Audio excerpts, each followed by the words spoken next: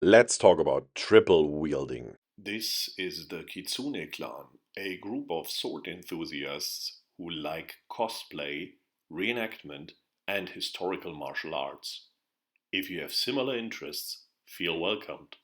So what is this about? Yeah, everybody knows what double wielding it means. You have two weapons, one in your right hand, one in your left hand. That's what a lot of people are really fond of. What the heck is triple wielding? Yeah, we'll explain what I mean with that. This refers to a lot of other videos. Everything that I mention here in between is then also linked in the description box below. We have recently looked at double wielding in some of the historical Fechtbücher, so the fencing manuals from the late medieval and early modern times. With the Fechtbuch from Albrecht Dürer, there are depictions of Messer, so knife fencing, combined with a dagger. So one hand would have a messer, the other one would have the dagger. That's a type of double wielding. And I pointed out that this is very exceptional, and I already indicated in Hans Talhofer's book, there's also something about that. There are in fact several techniques in Hans Talhofer's book where you have a kind of double wielding, meaning right hand messer, left hand buckler. That's also kind of double wielding. But then there's one depiction where he's shown against two opponents, and in his left hand that has the buckler, he in addition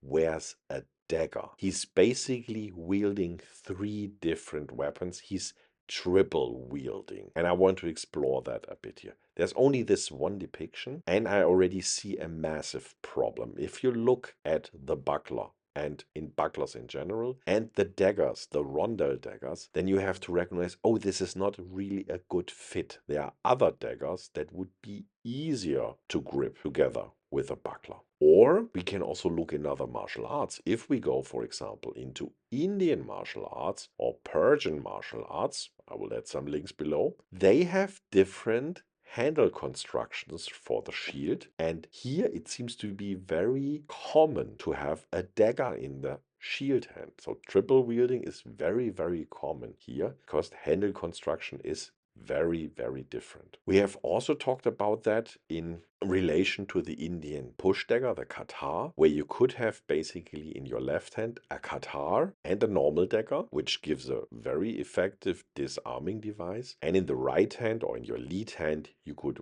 for example, wear a tulwar or something like that. This is also a type of triple wielding. And why is this interesting? This is interesting for a lot of reasons. In the most simple case, it just means I have more weapons. And why is it good to have more weapons? Yeah, if double wielding is better than single wielding, then triple wielding must be better. Yeah, for example, if you lose one weapon, you can sacrifice one weapon and you still have two of them left. That's in fact something. If we look into modern martial arts, I remember having seen Bob Breen from Jet Kundo on a seminar, and he would wear a hell lot of training knives. So he would sacrifice one in some instances and then simply have the next one ready in the same, more or less in the same moment. So he was wielding a lot of weapons, but consecutively. You can count that in as triple wielding to a certain degree. And that is then something that we can see in a lot of instances. If we think about samurai culture, where we would usually start out with a yari, or why not with a kanabo, or an ono, or whatever. And then we would still have katana and wakizashi at our hip. This is also kind of this consecutive triple wielding. We could call it like that. So at first I have one weapon, I use it until it breaks. I might continue to use it. If my spare breaks, I can still perform hanbo techniques with it. And then I can still draw my katana, which is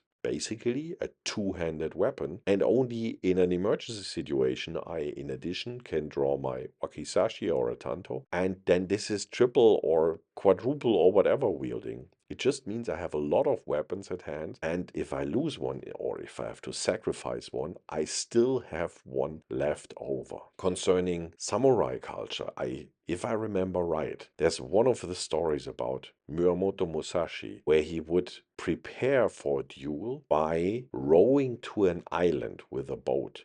And while waiting for the opponent, he would carve out of one of the paddles of the boat a kind of a wooden sword to just have a spare one, probably. I think he would then attack with this wooden one first until it breaks and then use the other ones that he had at hand. So I think it makes real sense to have more weapons at hand and being able to sacrifice. And if we look, for example, also at Indian martial arts, it seems to be a very common theme to have more than just two weapons ready. If you see how some of these guys run around, they have a lot of blade weapons, and whenever they would lose one, they still have one left. If you look at Sikh martial arts or Northern Indian martial arts, some of they usually wear out of religious reasons the so-called kara, but this can also be used as a weapon, and some of them are also more military in style or more martial in style, and definitely supports this interpretation.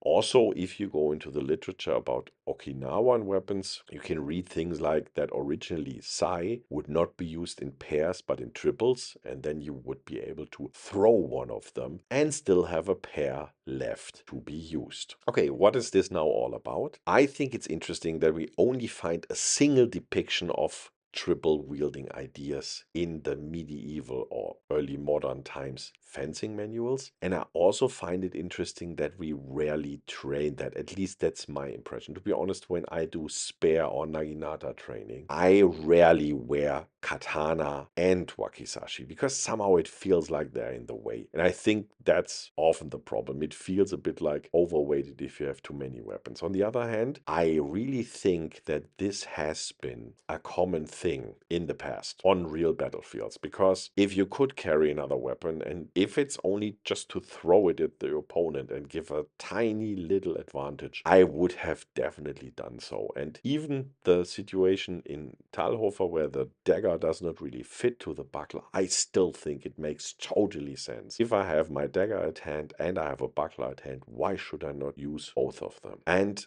I think I try to integrate that more into my martial arts training, because if I want to understand some of these historical depictions or historical techniques that have been transferred over centuries in theory, then to get a deeper understanding, we should also get into these situations, at least feel into these situations. And I really think one of the few examples that really trains that actively is probably the Indo-Persian martial arts. And we others, we could simply try to do the same. At least for Japanese martial arts, I would say it would definitely make sense to have katana, wakizashi, and yari in one go. And I mentioned already, katana is already basically a double-handed weapon, and then the wakizashi gives the triple wielding feeling. If we have the German longsword and still have a dagger at hand that we could draw in some situation that goes in the same directions, that's also something you rarely see, but I think I've seen it on YouTube, and maybe it's worth exploring a bit more. So